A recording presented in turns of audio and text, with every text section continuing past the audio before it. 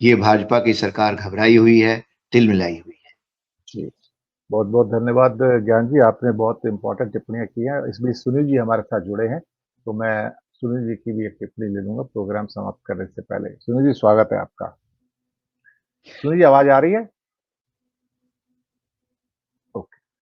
सुनील जी, हम बात कर रहे हैं, आज इंडियन एक्सप्रेस का धमाका भी था। हर अति भ्रष्ट और सारे ठग बीजेपी ज्वाइन कर रहे हैं। कोई मनाही नहीं है, जो मर्जी आ जाए, पर सबके पाप भी धुल जाते हैं। कुछ 25 की तो लिस्ट उन्होंने दी है, हालांकि लिस्ट तो और भी लंबी, कई नाम छूटे हुए भी हैं उसके अंदर। और उसमें हिमंता बिस्वा शर्मा का नाम भी है नंबर 1 पे देखा जाए तो। कि उनके केस जब से वो मुख्यमंत्री बने सारी फाइल बंद पड़ी हैं, कुछ उसमें एक्शन तो होता ही नहीं है और बाकी लोगों को जेल भेज दिया जाता है। अल्टीमेटली कभी-कभी ऐसा लगता है कि इनके पाप ही इनको अंत में जाके परेशान करेंगे। कहते थे पाकिस्तान ने हमारे लिए खड्डे खोदे थे आतंकवाद में, खुद गिरे थे। अब इन्होंने कुछ ऐसे खड्डे खोदे हैं दूसरों के लिए, अब इसमें खुद ही उसमें गिरना शुरू हो जाएँगे, तो इनको अब तकलीफ हो रही है।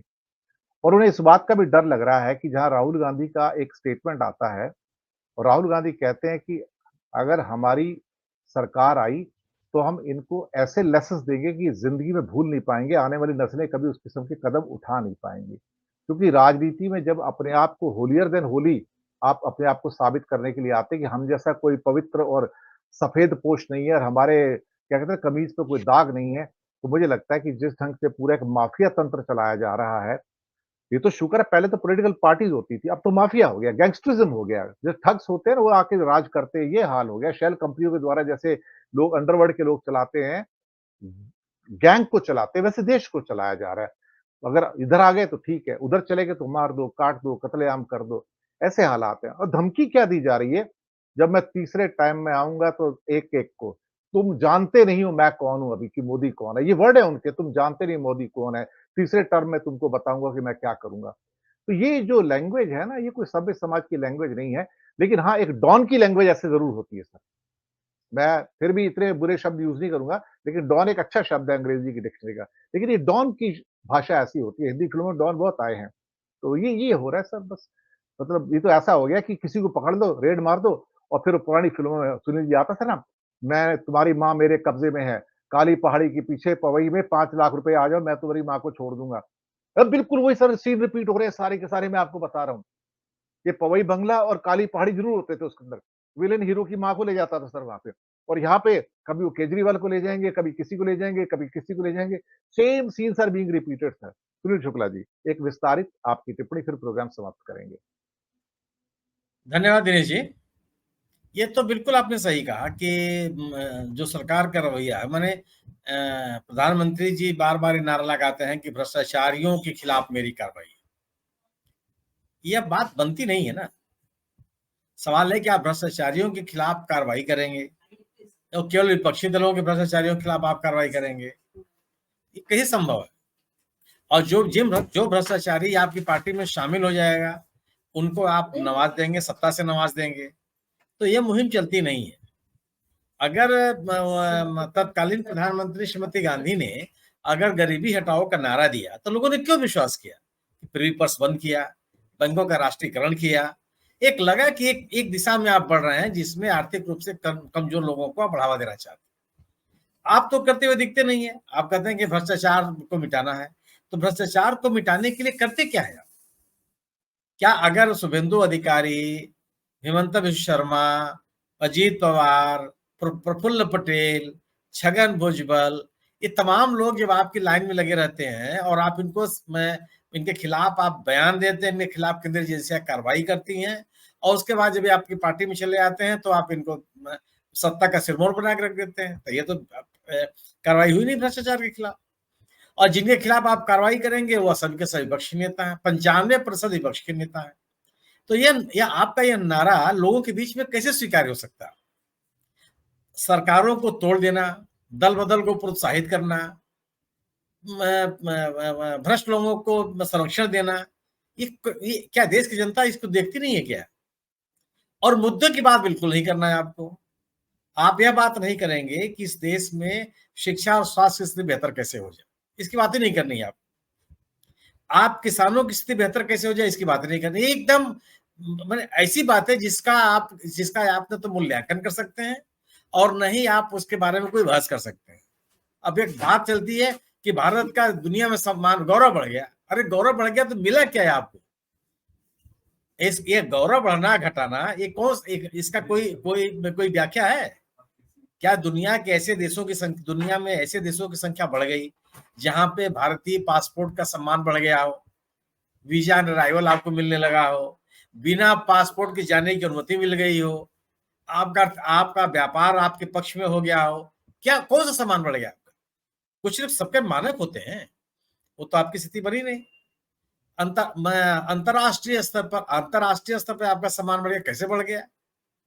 क्या लोगों ने आपके साथ अपने जो व्यापारिक संबंध है, पीपल टू पीपल एक्सचेंज का मामला है, स्टूडेंट्स एक्सचेंज का मामला, कौन सी चीज आपके साथ बढ़ा दी? आपके साथ व्यापार बढ़ाने की स्थिति उनमें बहुत अच्छी आ गई, ऐसा तो कुछ भी नहीं हुआ। तो एक माने आर्टिफिशियल माहौल बनाने की बातें, ऐसी बातें जिसका आप कुछ भी आप मूल्यांकन नहीं कर सकते, केवल कहते रहिए। हाँ, ये जरूर है कि उनके भक्तों को चीजें बहुत अच्छी लगती है, इसमें कोई दो राय नहीं। और वो मुझे लगता है कि प्रधानमंत्री जी अपने भक्तों को ज्यादा संबोधित करते हैं, इसलिए कि उनके भक्त ही उनको छोड़ के न चले जाए। ये बहुत बड़ा संकट उनके सामने है।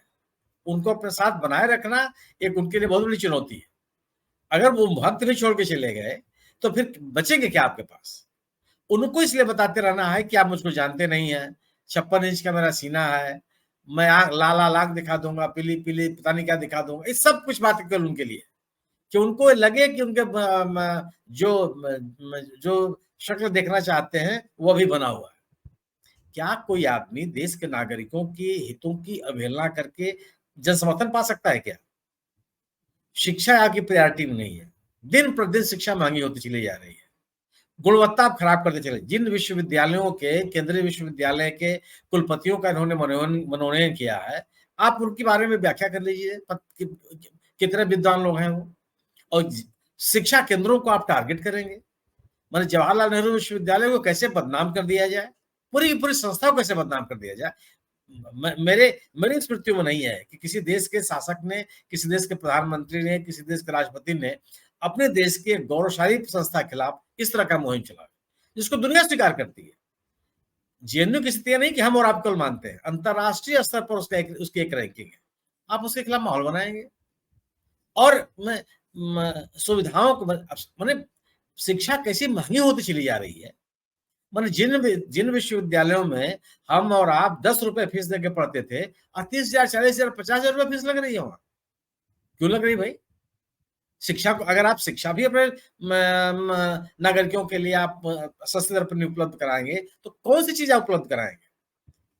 उद्योगपतियों को आप अरबों रुपए माफ कर देंगे और पढ़ाई के नाम पर लोगों से आप पैसा वसूल करेंगे। अब मेडिकल कॉलेज में चले जाइए, आप देखिए कि स्वास्थ्य संबंधी जो जांच पड़ताल उसके रेट्स कितने बढ़ा दिए गए। क्यों बढ़ा देंगे आप? दुनिया में हर जगह, हर सत्ता में बैठे हुए लोग अपने नागरिकों की सेहत की चिंता करते हैं, अपने वृद्ध जनों को सामाजिक सुरक्षा देने की बात करते हैं, और आप हर चीजें पैसा बढ़ाते चले जाएंगे। कौन सी सरकार किस बात के लिए होती है? अगर अपने देश के नागरिकों के जीवन में गुणात्मक परिवर्तन नहीं ला सकती तो सरकार होती किस बात के लिए? लेकिन हाँ, ये जरूर है कि लोग ये स्वीकार भी करते हैं। इस सरकार ने अपने उपलब्धियों में से 3 उपलब्धियों की चर्चा की कि हमारी सबसे बड़ी उपलब्धि है। पहली उपलब्धि क्या? धारा 370 खत्म करना, जिसका हमने वादा किया था। भाई 370 आपने खत्म कर दिया, इससे देश के बाकी हिस्से को क्या लाभ मिला? नंबर 1। नंबर 2, जहां के लिए आपने खत्म किया, अगर वो जनता की मांग थी तो चुनाव क्यों नहीं करा लेते आप? ये पता चल जाए कि वहां आपके इस निर्णय को लोगों ने कितना स्वीकार किया। सोनम वांगचुक जैसे लोग आपके खिलाफ क्यों खड़े हैं अगर 370 खत्म होने से लोगों में इतना उत्साह है तो? दूसरा बात है, क्या कहते हैं कि हमने राम मंदिर बनवा दिया। क्या सरकारें मंदिर बनवाने के लिए आती हैं? और वो भी आपको इतनी जल्दी बची हुई है कि एक अपूर्ण मंदिर में आप प्राण प्रतिष्ठा करते हैं। उस मंदिर के नाम पर जब आपको कुछ मिलता नहीं है तो एक फिल्मों के और टीवी के एक नाम लेकर के चले आते हैं। आपको उनके सारे जन समर्थन चाहिए। तो वो तीसरी बात क्या करते हैं कि हमने समान नागरिक संहिता लागू कर दी। अरे समान नागरिक संहिता यूसीसी से कितने लोगों का फायदा होना है? सीए से कितने लोगों का फायदा होना है? आप एक मतलब अजीब बात। उसके अलावा ना तो आप देश की अर्थव्यवस्था की आप मैंने सत्ता में आने के पहले आप क्या कहते थे कि देश के मुद्रा की कीमत घटती है तो देश का सम्मान घटता है। ये नारा था, ये भाषण थे। आज अगर मुद्रा का अवमूल्यन होता है तो किसी का सम्मान नहीं घटता, आप उससे बात भी नहीं करेंगे। आप कहते थे कि देश की अर्थव्यवस्था खराब होती है तो देश की प्रतिष्ठा खराब होती है। आज कहां पे खड़े हैं आप? और गलत सलाह तनाब शराब किस्म के आप आंकड़े जुटाएंगे। जो परंपरागत विश्वसनीय संस्थाएं हैं उनके सर्वेक्षणों पर आप विश्वास नहीं करेंगे, उनके बारे में दर की बात करेंगे आप। तो है क्या ना कि हर मोर्चे पे असफल है सरकारें। और देखिए, कानून को जब तक आप समान रूप से लागू नहीं करते, भ्रष्टाचार के पक्ष में कोई नहीं खड़ा हो सकता, अपराधियों के पक्ष में कोई नहीं खड़ा हो सकता। इस देश का एक कोई नागरिक उनके पक्ष में नहीं खड़ा है। लेकिन अगर आप कानूनों को या व्यवस्था को के लागू करने में भेदभाव बरतेंगे तो वह कानून को लागू करना नहीं होता, वो उत्पीड़न करना होता है। एक पक्ष का उत्पीड़न करना होता है और कानून का मनमाना दुरुपयोग करना होता है।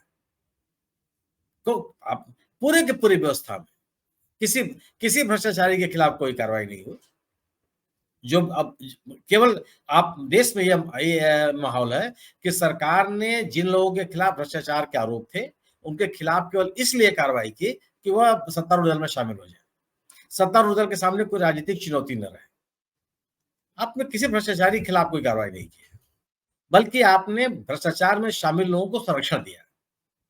उन उद्योगपतियों को आपने संरक्षण दिया है जिनके ऊपर तमाम तरह के आरोप लगते रहे। इलेक्टोरल बॉन्ड क्या है? जिस कंपनी का कुल लाभ 10 करोड़ रुपया है वो 100 करोड़ चंदा दे दी। ये कहां होता है भाई?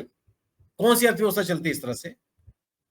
जो कंपनी इस कानून के इलेक्टोरल बॉन्ड कानून के लागू होने के बाद अस्तित्व में आई, वो 50 करोड़ रुपए चंदे दे दी। अरे आपका व्यापार हुआ नहीं, कोई अर्थव्यवस्था में आपने कोई हासिल किया नहीं और आप चंदा कैसे दे देंगे? जिन कंपनियों से आपने चंदा लिया उनको अरबों रुपए का ठेका दे दिया आपने। भ्रष्टाचार और किसको कहते हैं? लाभ लेना और लाभ देना, यही तो भ्रष्टाचार है। या कुछ लाभ के एवज में प्रत्याशा में लाभ देना। आप किसी कंपनी के खिलाफ कार्रवाई करते हैं केंद्रीय एजेंसियों से, जब वो चंदा दे देता है तो आप चुप हो जाते हैं।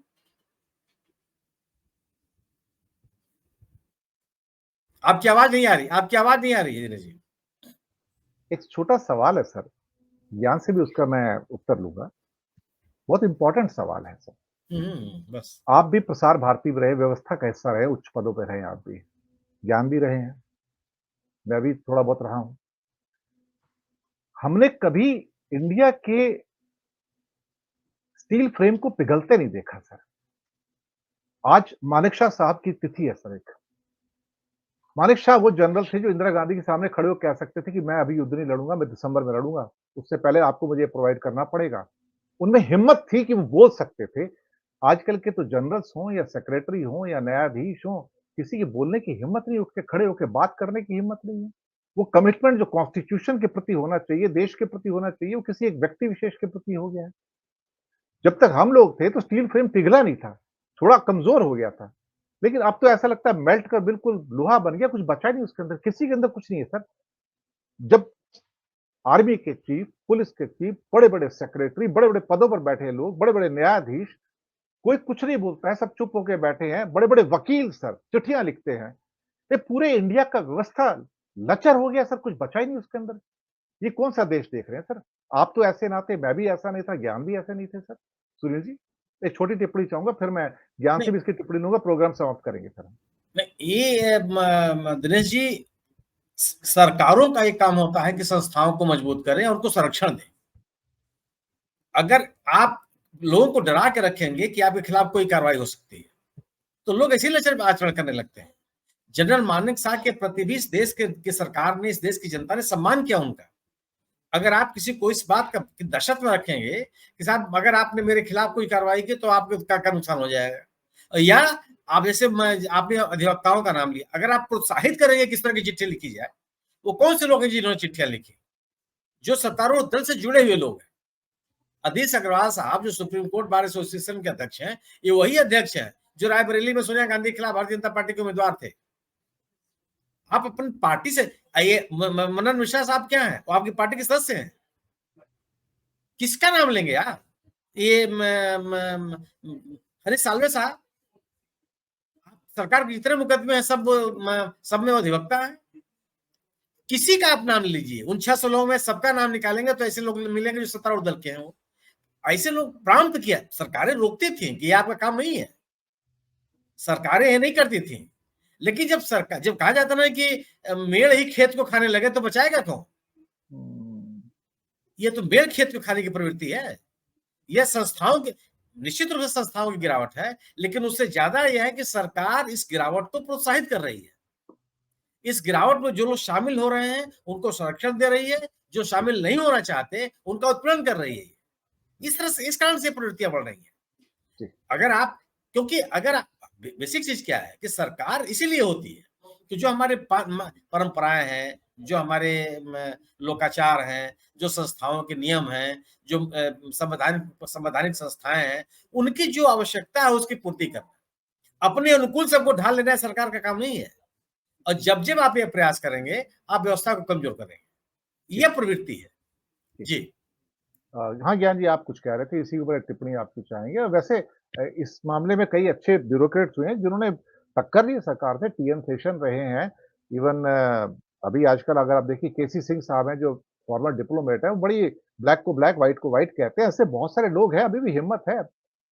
इस चैनल पे हमारे जो विद्वान लोग आ रहे हैं उनमें ये हिम्मत है। भले ये जंगल में जुगनुओं की तरह हो गए हैं, अभी बहुत कम हो गए हैं, लेकिन व्हाइट को व्हाइट कहना, ब्लैक को ब्लैक कहना कोई बुराई नहीं है, लेकिन कोई कहने को तैयार नहीं है।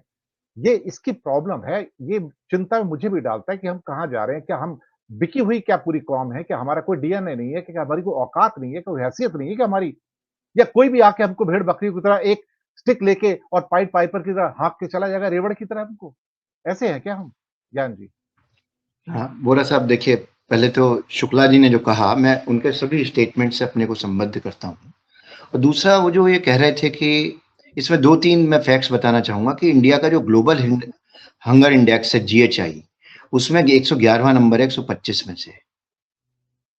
जहां हम लोगों को 80 करोड़ लोगों को लगभग 2 लाख करोड़ रुपए देकर मुफ्त में 5 किलो गेहूं 5 किलो चावल देते हूं, तो हाउ वी कैन क्लेम कि हम लोग विश्वगुरु हैं। सेकेंडली, इंडिया के इस ग्लोबल हंगर इंडेक्स के अलावा जो हैप्पीनेस इंडेक्स होता है, जिसमें काफी सारे पैरामीटर्स को कंसीडर किया जाता है, उसमें 126वां नंबर है 136 में से। विश्व के 136 देशों में 126वां नंबर है। तो आप समझ सकते हैं कि हमारे हैप्पीनेस इंडेक्स या हमारा हंगर इंडेक्स किस तरह का है, हमारी स्थिति क्या है। क्या हम वास्तव में अपने आप को विश्वगुरु होने का, या जो हमारी साख बढ़ी है विश्व में, ऐसा कहने का साहस कर सकते हैं? एनीवे, आप ये जो कह रहे हैं कि जो ब्यूरोक्रेट्स हैं या जर्नल्स हैं या जो ये सब लोग डर और भय में हैं, जैसा आपने कहा जंगल में जुगनुओं की तरह बहुत से कम लोग रह गए हैं जो कि ब्लैक को ब्लैक व्हाइट को व्हाइट नहीं कह पा रहे हैं। वो सब डर और भय का माहौल है। यदि कोई भी जबान या कोई भी कुछ करता है या कोई भी कुछ कहने का साहस करता है तो उसको प्रताड़ित किया जा रहा है। और जितने भी संस्थाएं हैं, जैसा कि शुक्ला जी बता रहे थे, सारी संस्थाएं कमजोर कर दी गई हैं। उनका कोई अस्तित्व नहीं रहा है। जो सरकार चाहती है, चाहे वो इलेक्शन कमीशन है या बहुत सारी जो भी संवैधानिक संस्थाएं हैं, उन सबकी स्थिति बहुत खराब हो गई है। वो काफी डरे हुए हैं, अंडर प्रेशर। आज की खबर अभी वायरल चल रही है ट्विटर के ऊपर।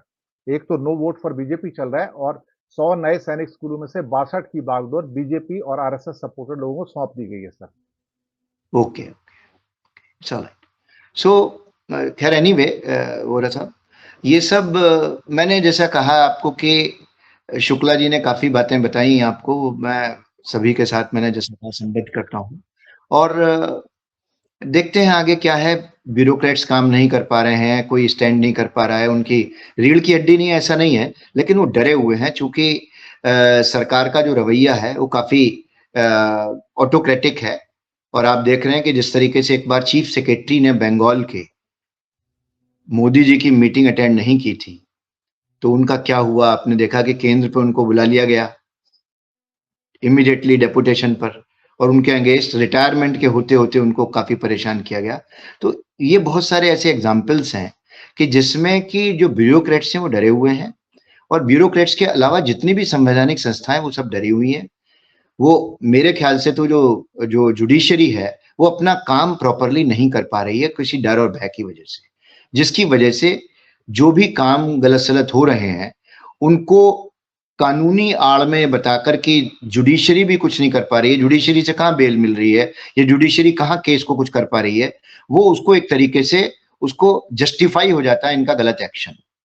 जी, ये बात आपकी ठीक है बिल्कुल। और इन्हीं जी, okay, thank you very much Gyan ji. और मैं इन्हीं शब्दों के साथ मैं आज्ञा लूंगा। और आज की चर्चा में काफ़ी बिंदु निकल कर आए जो काफ़ी महत्वपूर्ण थे, और मैं शुक्रिया अदा करूँगा आपका। सुनील जी, ज्ञान अभी गए हैं, तो आपका बहुत-बहुत धन्यवाद कि आप आए और आपने कुछ बिंदुओं पर प्रकाश डाला। और ये मुझे लगता है कि लोगों को कम से कम कुछ जानकारियों को क्या कहते हैं, एक प्रॉपर पर्सपेक्टिव में लेने में डेफिनिटली सहयोग करेगा। बहुत-बहुत धन्यवाद आपका।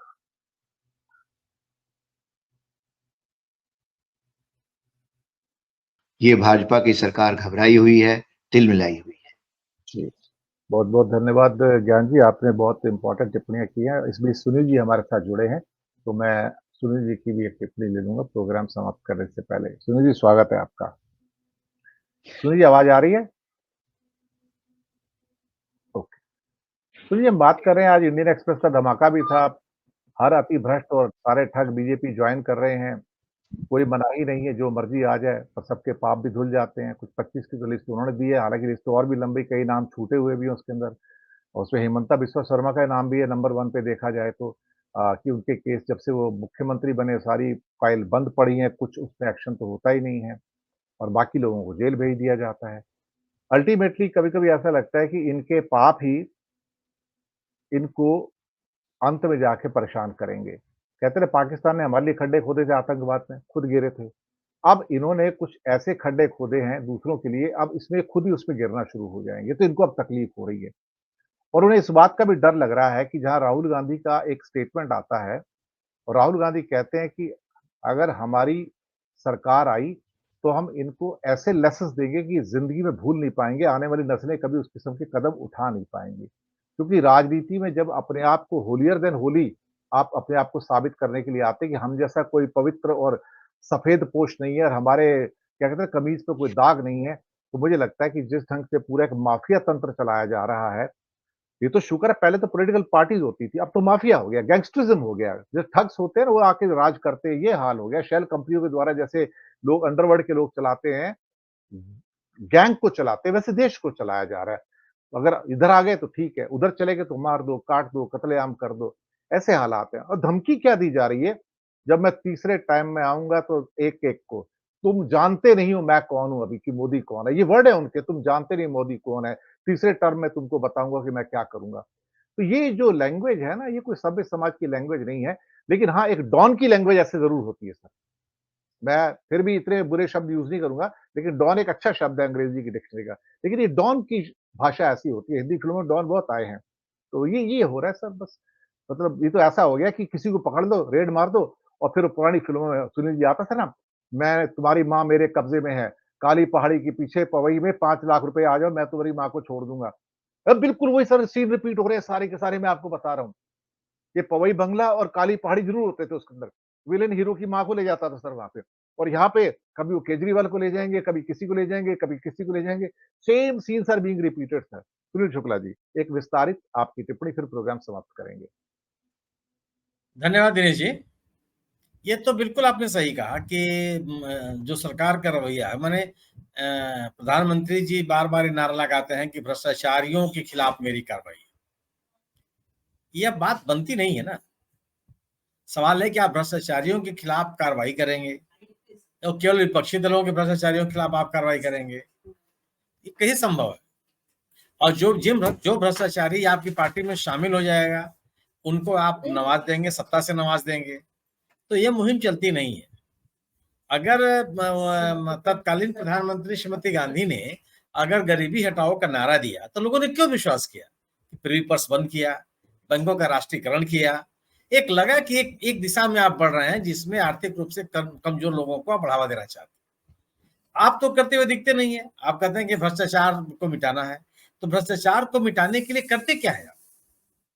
क्या अगर शुभेंदु अधिकारी, हिमंता बिस्वा शर्मा, अजीत पवार, प्रफुल्ल पटेल, छगन भुजबल ये तमाम लोग जब आपकी लाइन में लगे रहते हैं और आप इनके खिलाफ आप बयान देते हैं, इनके खिलाफ केंद्रीय एजेंसियां कार्रवाई करती हैं, और उसके बाद जब ये आपकी पार्टी में चले आते हैं तो आप इनको सत्ता का सिरमौर बना के रख देते हैं। तो ये तो कार्रवाई हुई नहीं भ्रष्टाचार के खिलाफ।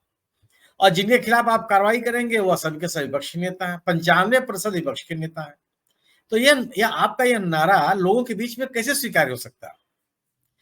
सरकारों को तोड़ देना, दल बदल को प्रोत्साहित करना, भ्रष्ट लोगों को संरक्षण देना, ये क्या देश की जनता इसको देखती नहीं है क्या? और मुद्दों की बात बिल्कुल नहीं करना है आपको। आप यह बात नहीं करेंगे कि इस देश में शिक्षा और स्वास्थ्य की स्थिति बेहतर कैसे हो जाए, इसकी बात ही नहीं करनी है आप किसानों की स्थिति बेहतर कैसे हो जाए, इसकी बात नहीं करनी। एकदम मैंने ऐसी बात है जिसका आप न तो मूल्यांकन कर सकते हैं और न ही आप उसके बारे में कोई बहस कर सकते हैं। अब एक बात चलती है कि भारत का दुनिया में सम्मान, गौरव बढ़ गया। अरे गौरव बढ़ गया तो मिला क्या है आपको? ये गौरव बढ़ना घटाना ये इसका कोई व्याख्या है क्या? दुनिया में ऐसे देशों की संख्या बढ़ गई जहां पे भारतीय पासपोर्ट का सम्मान बढ़ गया हो, वीजा ऑन अराइवल आपको मिलने लगा हो, बिना पासपोर्ट के जाने की अनुमति मिल गई हो, आपका व्यापार आपके पक्ष में हो गया हो, क्या कौन सा सम्मान बढ़ गया आपका? कुछ सिर्फ सबके मानक होते हैं, वो तो आपकी स्थिति बनी नहीं। अंतरराष्ट्रीय स्तर पर आपका सम्मान बढ़ गया, कैसे बढ़ गया?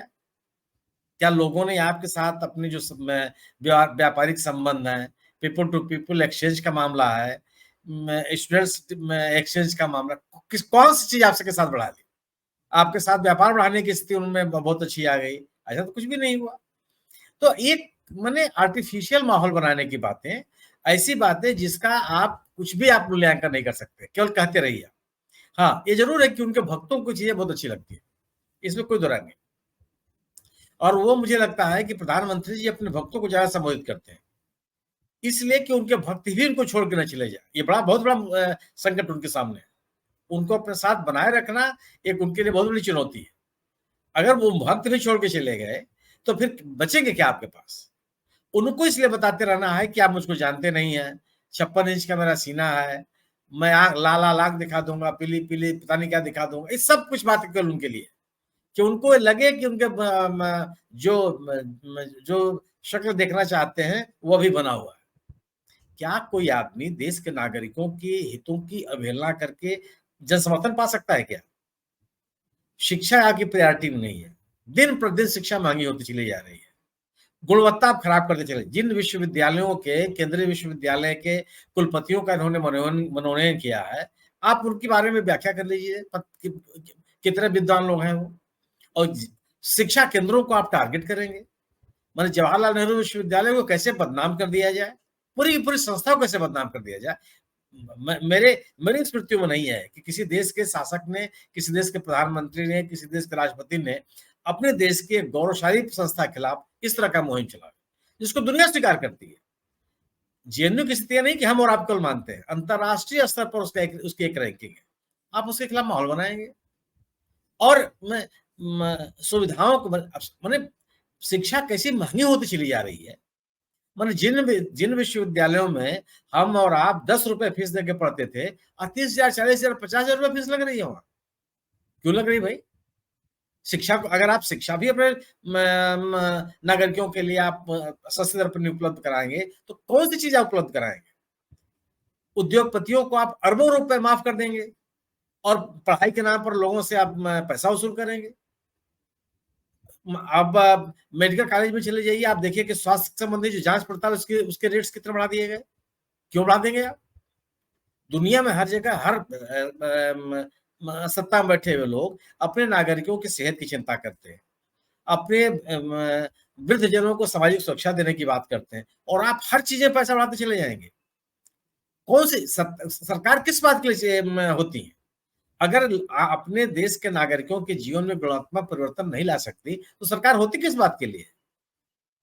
लेकिन हाँ, ये जरूर है कि लोग ये स्वीकार भी करते हैं। इस सरकार ने अपने उपलब्धियों में से 3 उपलब्धियों की चर्चा की कि हमारी सबसे बड़ी उपलब्धि है। पहली उपलब्धि क्या? धारा 370 खत्म करना, जिसका हमने वादा किया था। भाई 370 आपने खत्म कर दिया, इससे देश के बाकी हिस्से को क्या लाभ मिला? नंबर 1। नंबर 2, जहां के लिए आपने खत्म किया, अगर वो जनता की मांग थी तो आज चुनाव क्यों नहीं करा लेते आप? ये पता चल जाए कि वहां आपके इस निर्णय को लोगों ने कितना स्वीकार किया। सोनम वांगचुक जैसे लोग आपके खिलाफ क्यों खड़े हैं, अगर 370 खत्म होने से लोगों में इतना उत्साह है तो?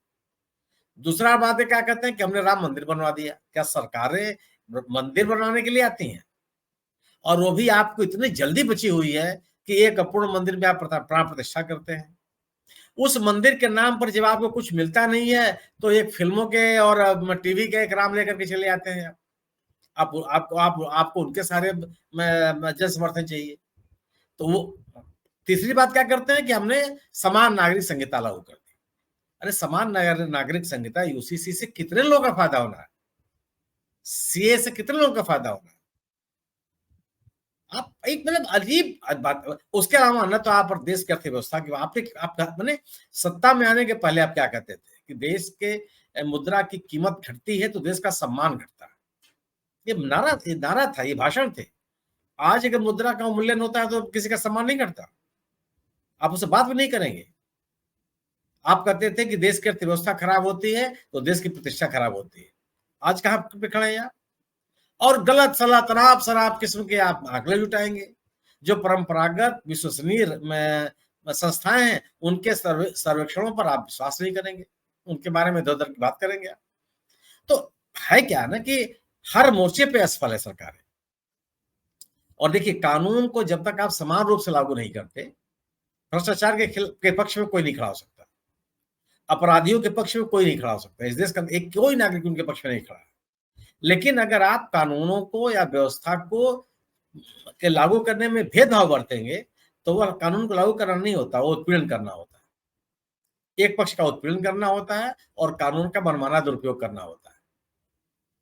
तो आप पूरे की पूरी व्यवस्था में किसी किसी भ्रष्टाचारी के खिलाफ कोई कार्रवाई नहीं हुई। जो अब केवल आप देश में ये माहौल है कि सरकार ने जिन लोगों के खिलाफ भ्रष्टाचार के आरोप थे उनके खिलाफ केवल इसलिए कार्रवाई की कि वह सत्तारूढ़ दल में शामिल हो जाए, सत्तारूढ़ दल के सामने कोई राजनीतिक चुनौती न रहे। आपने किसी भ्रष्टाचारी के खिलाफ कोई कार्रवाई नहीं की, बल्कि आपने भ्रष्टाचार में शामिल लोगों को संरक्षण दिया। उन उद्योगपतियों को आपने संरक्षण दिया है जिनके ऊपर तमाम तरह के आरोप लगते रहे। इलेक्टोरल बॉन्ड क्या है? जिस कंपनी का कुल लाभ 10 करोड़ रुपया है वो 100 करोड़ चंदा दे दी। ये कहां होता है भाई? कौन सी अर्थव्यवस्था चलती है इस तरह से? जो कंपनी इस कानून के इलेक्टोरल बॉन्ड कानून के लागू होने के बाद अस्तित्व में आई, वो 50 करोड़ रुपए चंदा दे दी।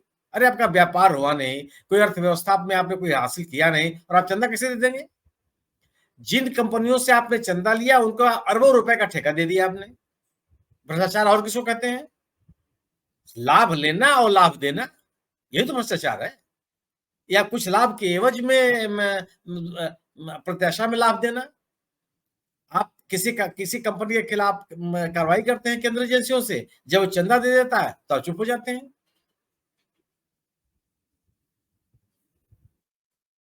आपकी आवाज नहीं आ रही, आपकी आवाज नहीं आ रही है जी। एक छोटा सवाल है सर, ज्ञान से भी उसका मैं उत्तर लूंगा। बहुत इंपॉर्टेंट सवाल है सर। बस आप भी प्रसार भारती में रहे, व्यवस्था का हिस्सा रहे, उच्च पदों पर रहे, आप भी ज्ञान भी रहे हैं, मैं भी थोड़ा बहुत रहा हूं। हमने कभी इंडिया के स्टील फ्रेम को पिघलते नहीं देखा सर। आज मानेकशॉ साहब की तिथि है सर। एक मानेकशॉ वो जनरल थे जो इंदिरा गांधी के सामने खड़े होकर कह सकते थे कि मैं अभी युद्ध नहीं लड़ूंगा, मैं दिसंबर में लड़ूंगा, उससे पहले आपको मुझे प्रोवाइड करना पड़ेगा। उनमें हिम्मत थी कि वो बोल सकते थे।